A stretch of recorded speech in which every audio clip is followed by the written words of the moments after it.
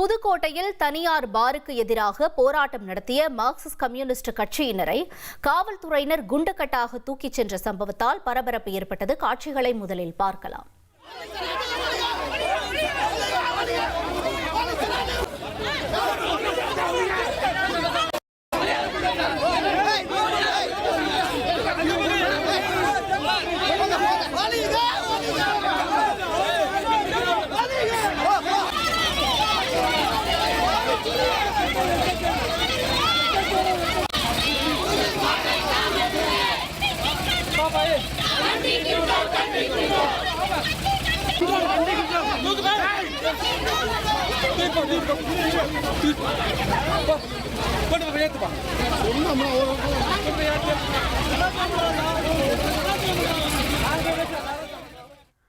விவரங்களோடு செய்தியாளர் சுந்தர் இணைந்திருக்கிறார். சுந்தர், வணக்கம்.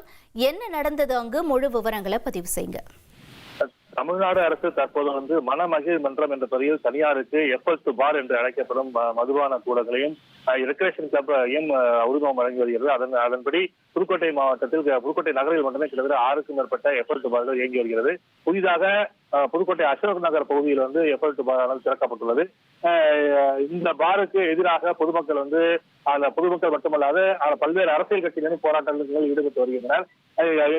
எதற்காக என்றால் இந்த எஃப்எஸ் பாரால் பொதுமக்களுக்கு பல்வேறு இடையூறுகள் ஏற்படுகிறது. பள்ளி மாணவ மாணவிகள் இந்த பகுதி வழியாக போக முடியவில்லை என்ற காரணத்தால் இது மறுக்கடையை மூட வேண்டும் என்று பலகட்ட போராட்டங்களை நடத்தி வருகின்றனர். அதன்படி இன்று மார்க்சிஸ்ட் கம்யூனிஸ்ட் கட்சி சார்பில் முற்றுகை போராட்டமானது நடைபெற இருந்தது. அதற்காக 100க்கும் மேற்பட்ட மார்க்சிஸ்ட் கம்யூனிஸ்ட் கட்சியினர் இந்த தனியார் பாருக்கு முன்பாக குவிந்தனர். இதில் காவல்துறைக்கு எதிராக, அதாவது மதுபான கூடத்திற்கு எதிராகவும் காவல்துறைக்கு எதிராகவும், ஏனென்றால் எஃப்எஸ் பாருக்கு உரிமம் வழங்குவதும் அதற்கு பாதுகாப்பு கொடுப்பதும் காவல்துறை தான். அதனால் காவல்துறைக்கு எதிராக கோஷங்கள் எழுப்பப்பட்டன. இதனால் காரணமாக காவல்துறைக்கும் மார்க்சிஸ்ட் கம்யூனிஸ்ட் கட்சியினருக்கும் இடையே வாக்குவாதம் ஏற்பட்டு ஒரு கட்டத்தில் தள்ளுமுள்ளாக மாறியது.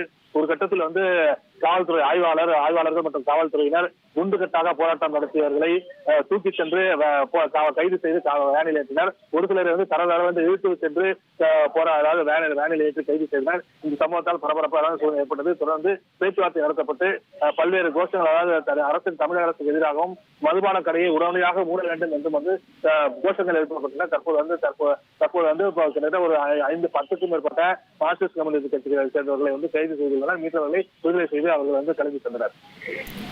தகவல்களுக்கு நன்றி சுந்தர்.